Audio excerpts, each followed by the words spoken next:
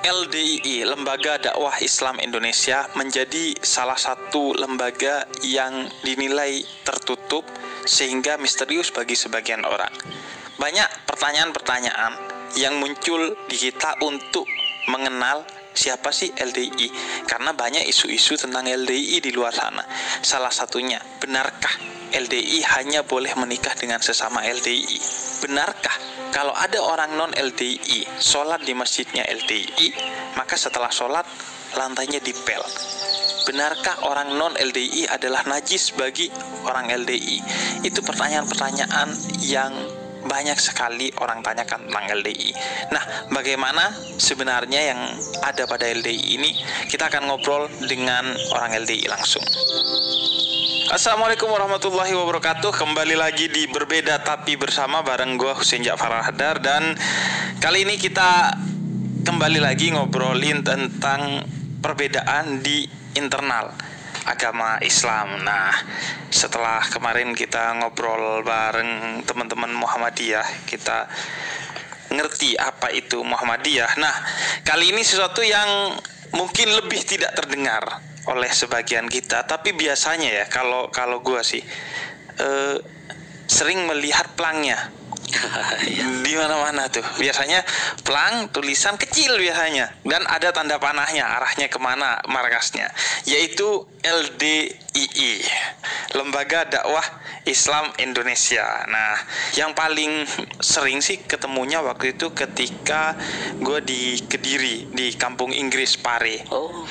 Di kampung Inggris Pare belajar bahasa Inggris waktu itu setelah lulus kuliah S1, sering menemukan pelang itu. Tapi di Jakarta juga ada, nggak tahu ya kalian juga begitu nggak, tapi kayaknya kalian masjid aja nggak sering nemuin, apalagi pelang LDII.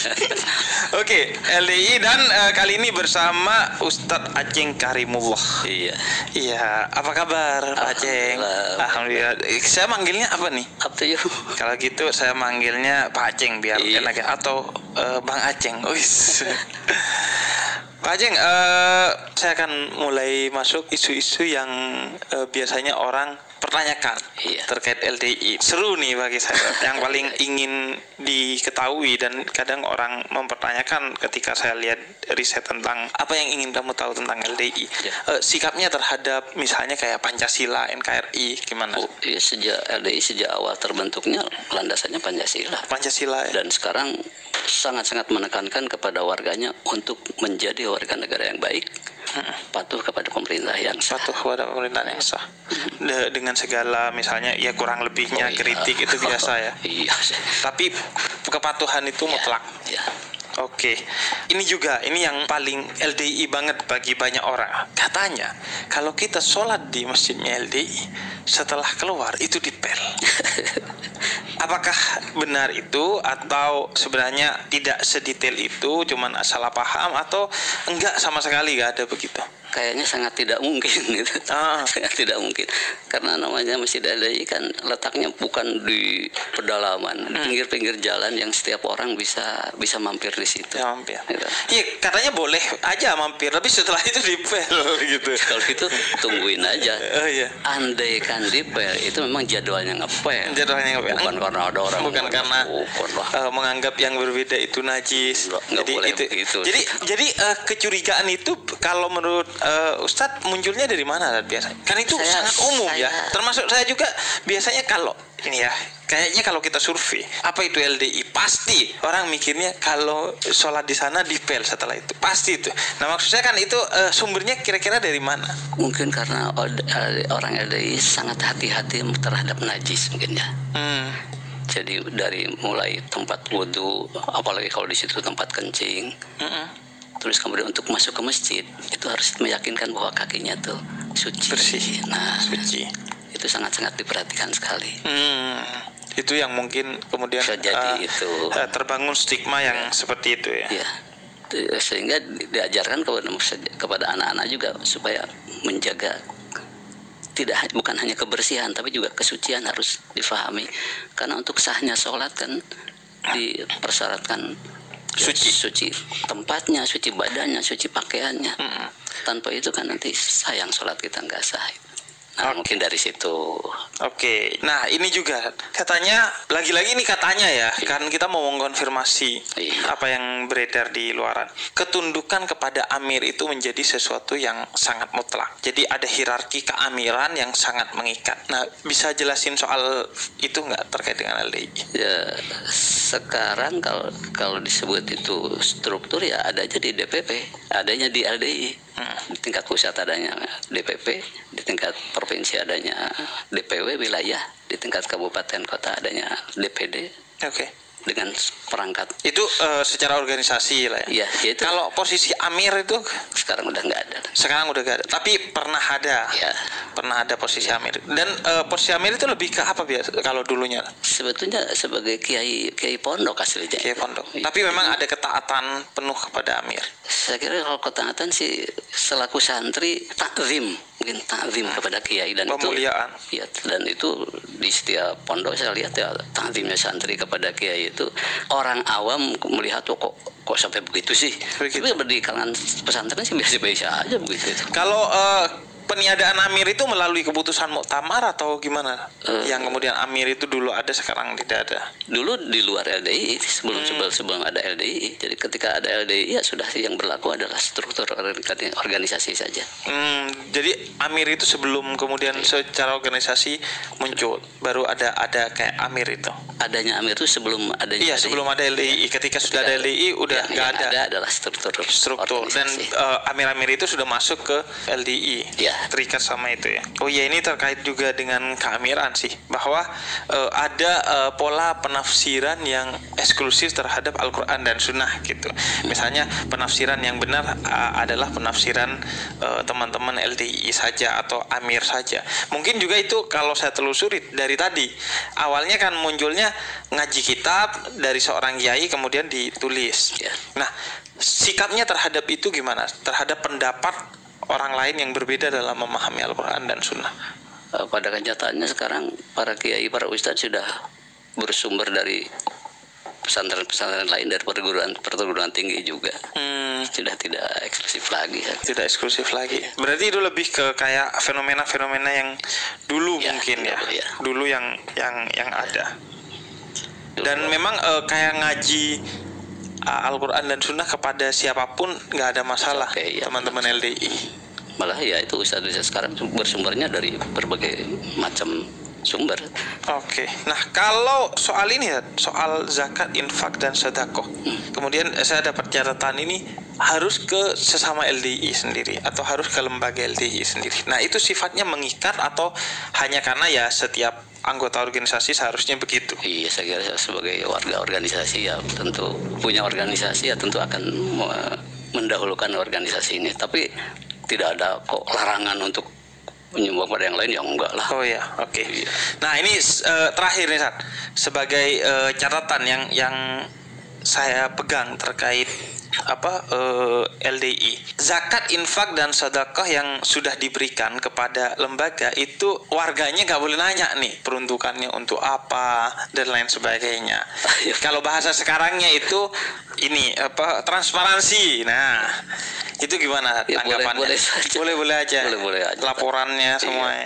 Pemanfaatannya juga dirasakan oleh warga juga. Oh, dirasakan oleh warga juga. Oke. Setiap bulan kita menyantuni duafa. Itu di semua sampai di anak cabang. Setiap bulan kita menggelontorkan bantuan. Oke. Berarti kayaknya problemnya kurang gaul orang LDI ya? Bisa jadi dulu kurang gaul, sekarang sudah aja lah kalau sekarang ya, kurang mengkomunikasikan. Karena itu dulu khawatirnya menjadi ria, pada sebetulnya dalam rangka dakwah sih ya sekarang oke aja ya. Dan ini juga kalau kayak zakat, infak, sedekahnya itu hanya dibagikan ke sesama LDI atau keluar juga? Warga sekitar LDI ataupun non LDI ya. Jadi malah kalau kita sedang kurban, semua warga sekitar tempat kita kurban kan kita undang semua, kita bagi kupon kita. Dan warga sekitar tidak selalu sama LDI juga, namanya warga umum aja. Warga umum aja ya. Oke. Nah, ini catatan si Dika nih, produser BTP ini. Pernikahan. Nah, kadang nih orang nih menikahnya dengan sesama. Kalau trennya atau bahkan ada hukum tersendiri terkait pernikahan harus sesama. Saya lihat aja hal yang lumrah aja di setiap orang mencari jodoh, ya tentu di komunitas di mana dia banyak bergaul. Oke. Iya. Karena lebih nyaman aja. Iya, kalau bahasa Jawanya kan witing trisno, ya jalaran soko kulino gitu. Kalau sekarang sudah sedikit berubah, jalaran soko kuliner kalau sekarang. Iya, kayak alon-alon sing penting kelakon kan. Sekarang alon-alon sing penting klakson di Jakarta ini.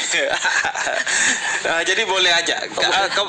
Keputusan majelis LDI menyatakan boleh aja menikah. Boleh aja dengan siapa aja ya. Dengan siapa aja kan. Iya. Berarti kan dia sendiri yang akan menjalani. Iya, dengan segala konsekuensinya. Enggak, maksudnya itu bukan bagian dari hukum yang disepakati ya. Asal ridho semua pihak, terutama ridho orang tua, karena bagaimanapun juga ridho Allah ada pada ridho orang tua. Ridho orang tua, iya.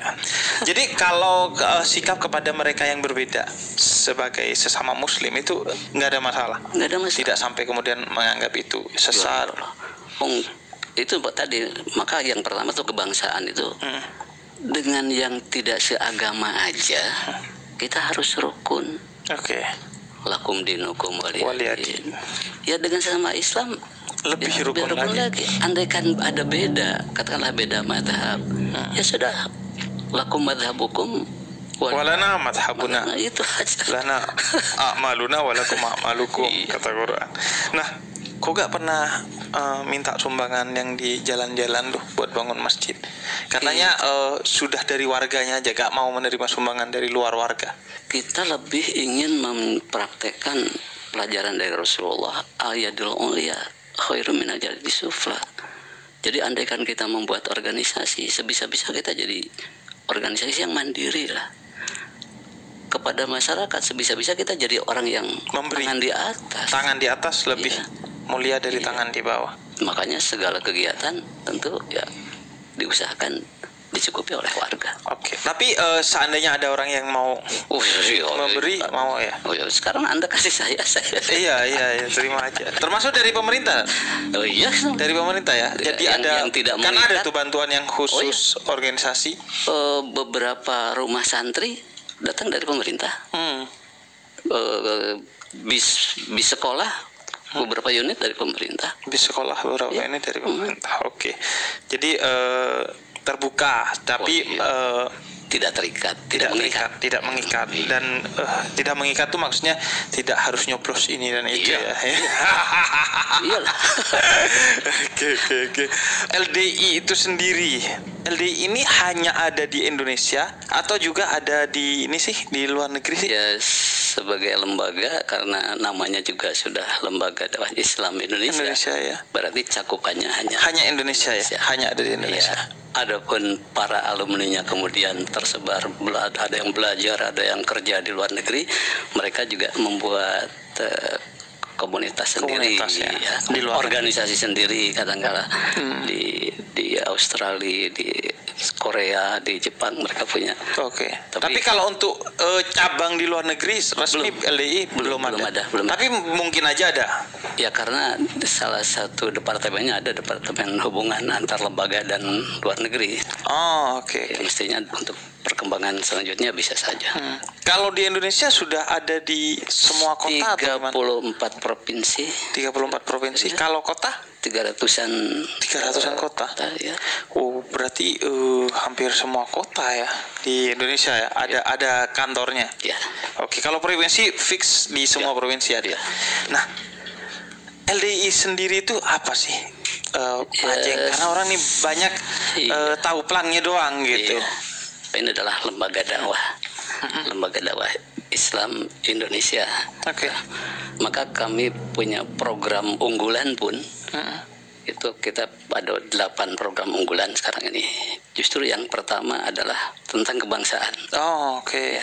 Yang kedua baru dakwahnya. Kenapa demikian? Karena supaya kita bisa beribadah dengan lancar, berdakwah dengan lancar, perlu ada prekondisi kebangsaan yang sudah tertata. Mapan. Iya, sebetulnya ya sama saja dengan ketika Allah mengatakan atau amahum minju, itu baru kemudian wa amanahum min khauf. Kenyang dulu baru dibikin nggak takut ya. Iya kan. Iya, kalau masih lapar takut lapar itu. Maka sesuai sekali dengan berbeda tapi bersama. Nah, jadi yang pertama kita ingin mengajak para warga dan segenap masyarakat untuk bisa menerima dulu perbedaan. Karena ya, pada kenyataannya kita sangat beraneka ragam di Indonesia ini. Oke. Kalau tidak ada rasa kebersamaan, ini ya cuma kisruh aja terus. Iya. Nah, tapi ya dari namanya aja lembaga dakwah. Iya. Tapi justru di sana pertanyaannya, Pak Aceng. Iya. Kalau lembaga dakwah, kenapa tidak bersama dengan misalnya NU, Muhammadiyah? Tentu kan ada perbedaannya. Apa perbedaannya sebagai lembaga dakwah? Dari dakwahnya itu sendiri, dakwah itu kan ada dakwah bil kalam, ada dakwah bil hal. Ada lebih menanamkan kepada semua warganya lebih dahulu dakwah bil hal. Bagaimana? Jadilah warga negara yang baik, jadilah warga masyarakat yang baik. Jadi mungkin kalau dilihat jago podiumnya belum kelihatan.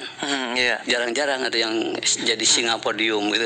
Karena memang mengajak warga. Andai kan ada banyak kiai ustadz yang tukang ngajar ngaji. Ya, kita kan tahu ada kiai yang jago ceramah, ada yang memang menspesialisasikan untuk ngajar ngaji. Nah, ini yang banyak adalah kiai yang ngajar ngaji, sehingga warga yang jadi hadirinnya itu ditanamkan untuk dakwah bil hal, yaitu dengan melaksanakan akhlakul karimah. Spesifiknya biasanya halnya apa? Karena kan misalnya kalau Muhammadiyah itu lebih banyak ke bangun rumah sakit dan bangun sekolah. Kalau LDI itu apa biasanya? Dimulai dari mempraktekkan budi luhur atau akhlakul karimah di lingkungan masing-masing. Kalaupun kita katakan kalaupun menjadi karyawan, jadilah karyawan yang baik. Kalaupun jadi warga RT, jadilah warga RT yang baik. Nah, sekarang dengan tuntutan zaman, mulai kita juga melangkah kepada pendidikan. Sudah banyak satuan pendidikan yang kita bikin. Jadi sekolah artinya? Ya, betul. Ada yang punya PAUD, ada yang punya TK, ada yang punya SLTP atau SLTA. Itu terintegrasi nggak, Pak Aceng? Atau cuma warga-warga aja bikin? Bermula dari warga-warga. Warga aja. Ya. Kalau dari lembaga nggak? Dari lembaga ada departemennya, Departemen Pendidikan Umum. Nah, itu yang ikut cawe-cawenya lah. Gitu. Iya. Itu atas nama LDI atau ada penanda lain? Misalnya kan kalau Muhammadiyah pakai Universitas Muhammadiyah Malang, Jakarta dan lain sebagainya. Kemudian kalau NU biasanya Ma'arif disebutnya. Kalau LDI ada penandanya nggak? Nggak, tergantung kepada masing-masing. Ya? Ada yang seperti di Jawa Timur ada namanya Sekolah Budi Utomo. Oh, justru namanya lebih ke nama-nama pahlawan. Ya, mereka sudah punya beberapa satuan pendidikan, sudah punya di beberapa kota juga ada. Kalau jumlah warganya itu sendiri, pengikutnya ada berapa kira-kira di Indonesia? Kita tidak mendaftar karena namanya orang datang ke pengajian gitu ya.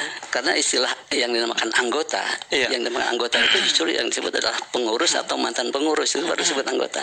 Adapun yang lainnya ya simpatisan atau jamaah gitu saja. Kalau NU kan sekitar 80 juta tuh. Itu pernah. Muhammadiyah itu 40 juta. Ada satu ensiklopedia yang melaporkan itu. Di situ ditulisnya 10 atau 15 juta gitu. 10 atau 15 juta. Artinya hampir separuh dari Muhammadiyah ya jumlahnya. Itu kemudian yang menjadi titik tolaknya. Jumlahnya 10 sampai 15 juta. Hampir separuh dari Muhammadiyah. Tapi gongnya gak kelihatan. Seringkali diasumsikan organisasi ini sangat eksklusif, sangat tertutup.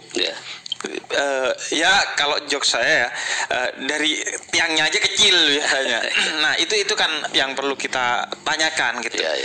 Kan itu jumlah banyak, 15 juta. Tapi kenapa gongnya itu gak kerasa gitu? Mungkin kalau dulu itu terkesan tertutup tuh karena segala kegiatan itu tidak diekspos, tidak terekspos dengan pengertian kita lillahi ta'ala aja lah gitu.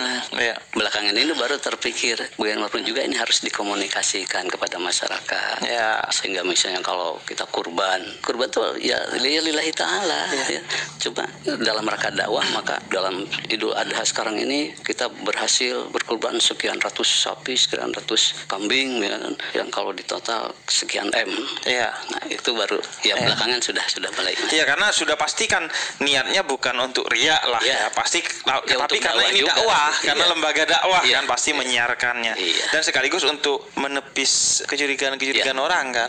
Tapi memang soal eksklusivitas itu gimana, Ustadz? Ya mungkin karena dulu kurang bergaul seperti sekarang ini dianggap eksklusif, tapi sebetulnya setelah kita belajar sekarang enggak. Kita pondok-pondok kita ketemuan siapa saja welcome. Salah satu misalnya kalau orang mau tahu tentang LDI, misalnya kalau di Jakarta tuh kemana? DPP namanya, kantor DPP, Dewan Pimpinan Pusatnya LDI ya. Kalau mau ke pondok pesantrennya, kalau di Jakarta bisa ada di Pondok Gede. Apa nama pesantrennya? Minhajur Rasyidin. Di sana terbuka untuk semua tamu Karena di situ ada selain pesantren juga sampai ada perguruan tingginya. Ada mulai tingkat SMP, tingkat SMA sampai perguruan tinggi ada di situ. Sewaktu-waktu ke sana. Saya pengen tuh ke sana terus ngevlog gitu, ngobrol-ngobrol. Karena saya suka ngobrol sama orang-orang yang berbeda gitu, untuk membangun kesepahaman dan kebersamaan. Iya betul. Asalnya berarti kapan dan dari mana nih LDI? Kalau kita lihat sejarahnya, akte pendiriannya itu didirikan tahun 72. Jadi kalau dibanding dengan Muhammadiyah NU jauh banget. Jauh 72. Baru di Jawa Timur, di Kediri. Di Kediri. Pantesan di Kediri tadi saya bilang banyak sama nemuin pelang-pelangnya. Betul. Pendirinya 4 orang. Namanya Bapak Edi Masyadi, Bapak Bahroni Hartanto, Bapak Wito Sutoyo, dan Bapak Wiono. Yang 3 adalah guru saya di STM. Di STM. Saya kebetulan STM-nya di Kediri sambil mondok. Jadi ini guru STM. Tapi kok justru beliau ini guru STM, bukan misalnya guru agama gitu? Ya itulah di antara kekhasannya. Tapi beliau memang santri gitu atau santri, dulunya pernah di misalnya kayak di luar negeri gitu. Mereka nyantri gitu aja, bukan ulama aja. Oke. Kalau Ustaz Aceng sendiri dari kecil memang di LDI atau sebelumnya pernah misalnya lahir di keluarga NU atau? Iya betul. Saya Aceng itu kan kalau bukan orang Hongkong ya orang Garut kan. Iya. Biasanya. Dan biasanya diulang. Iya Sunaria. Iya, Dadang Sudadang gitu. Orang Sunda. Iya. Jadi saya asli orang Sunda, cuma lama di Garut gitu aja. Lama di Garut, ya. Nah, biasanya kalau gatel lu di Garut. Dari awal kecil. Kebetulan ayah saya punya pesantren. Punya pesantren di Garut. Di Garut. Oke. Jadi saya lahir di tengah-tengah pesantren. Dan sudah biasa para kiai kalau punya anaknya kan, meskipun punya pesantren kan cukup saya nyuruh anaknya untuk pesantren ke tempat lain. Ya, saya juga. Tapi pesantrennya pesantren LDI? Bukan, pesantren tradisional umum ya. Di salaf gitu. Iya. Baru kemudian nyantri di Kediri. Iya. Sejak itu mulai kenal dan tertarik dengan LDI.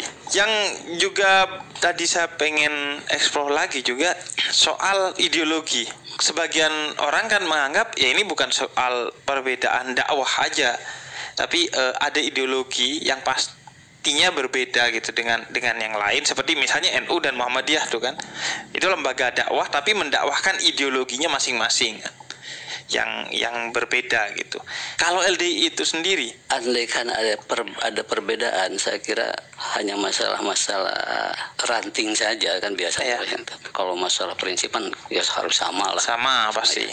Ya sekira perbedaannya hanya masalah-masalah ranting aja yang tidak usah dipertajam. Betul. Ya.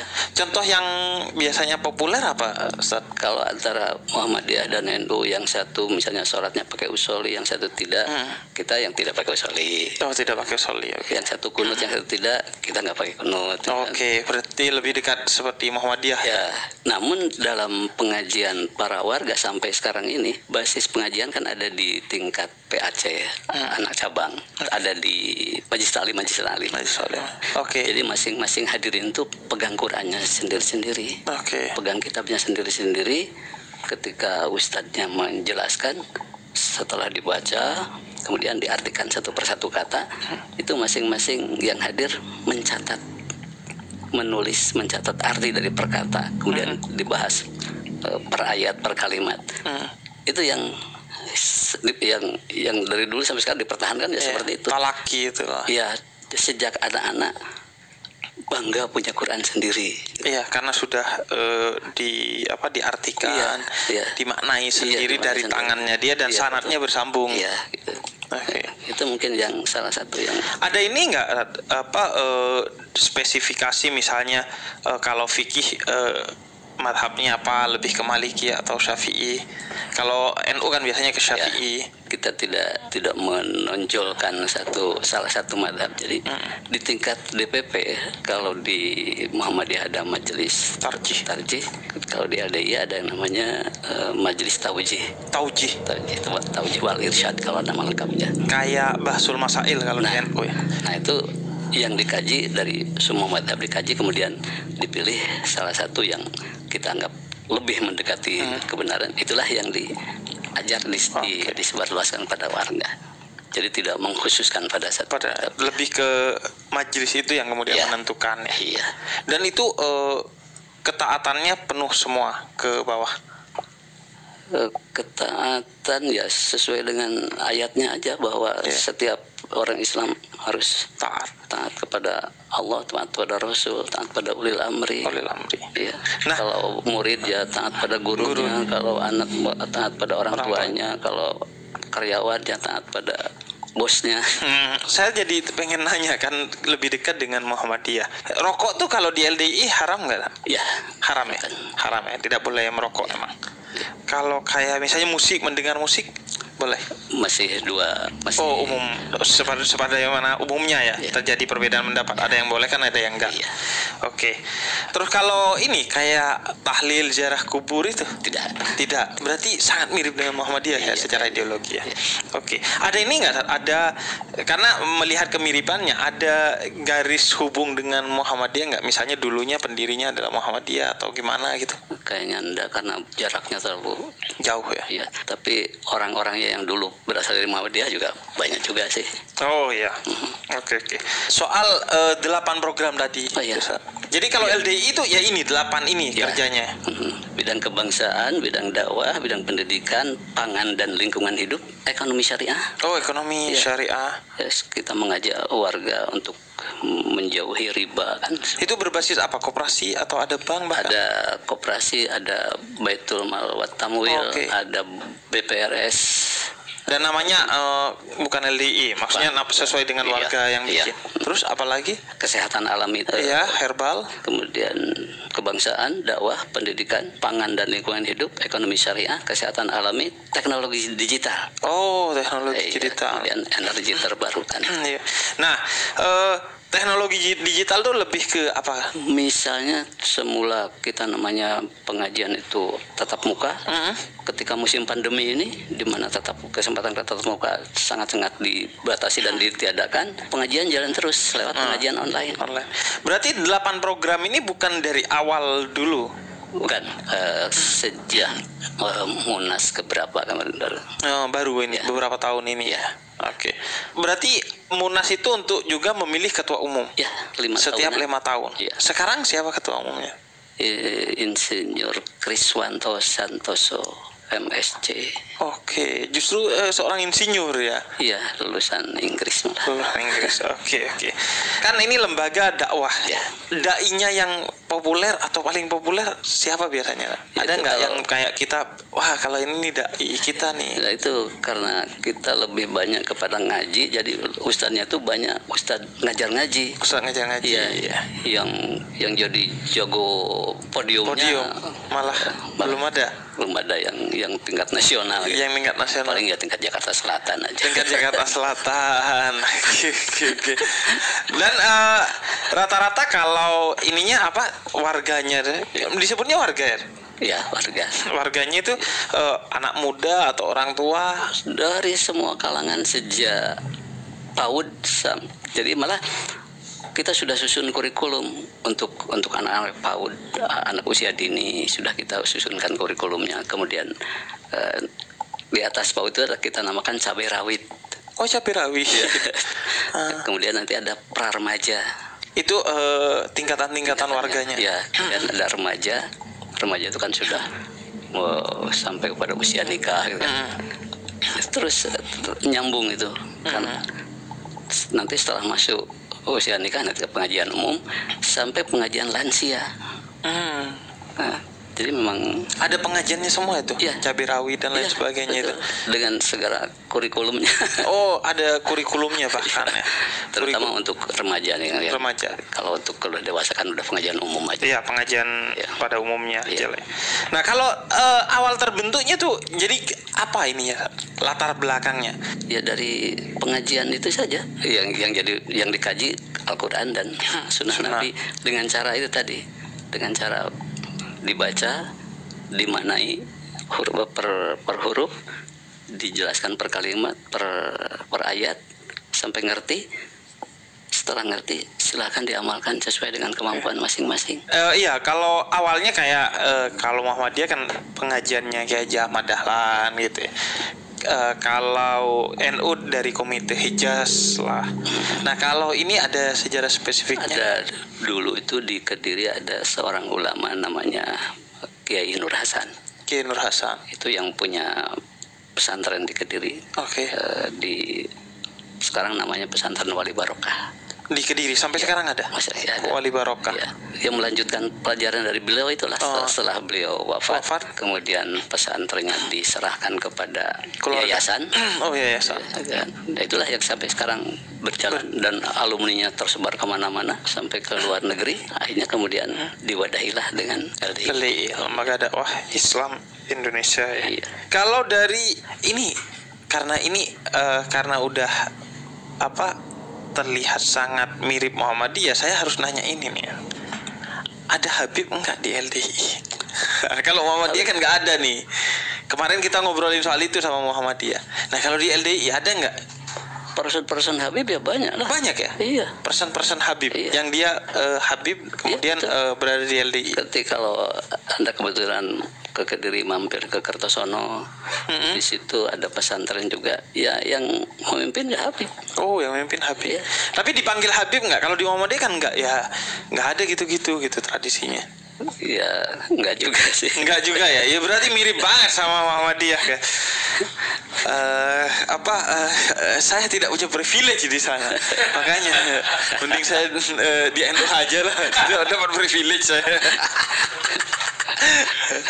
Nah, kalau ini terkait dengan persamaan, kebersamaan, sikap LDI terhadap ormas-ormas lain, baik itu NU, Muhammadiyah, dan pada umumnya Persis. Semua ormas-ormas Islam itu, terutama di Indonesia ini, sebetulnya goalnya kan sama ya. Ya kalau di bahasa santri ya kalimat ilahi al-mulia ya. Namun saya menggambarkan seperti kita ini seperti kesebelasan sepak bola. Goalnya satu. Nah, masing-masing pemain itu punya fungsi masing-masing. Nah, seperti itulah ormas Islam itu. Oke. Ada yang gayanya gaya penyerang ya silahkan jadi penyerang. Ada yang gayanya jadi back ya silahkan jadi back. Tapi semua itu harus merasa satu kesatuan lah, satu tim.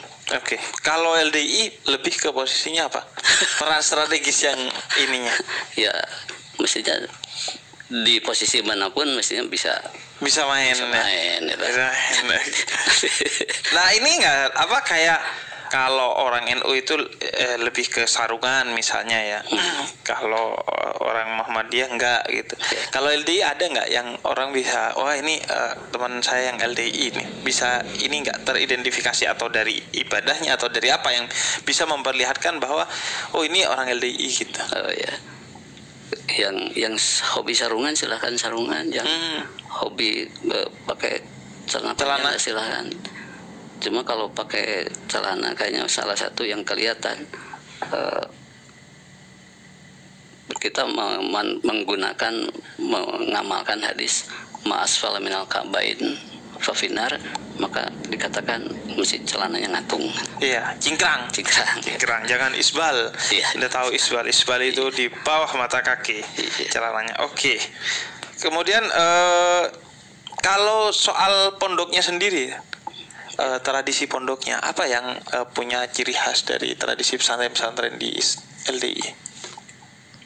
Kayaknya sama aja kan. Sama aja pada umumnya ya.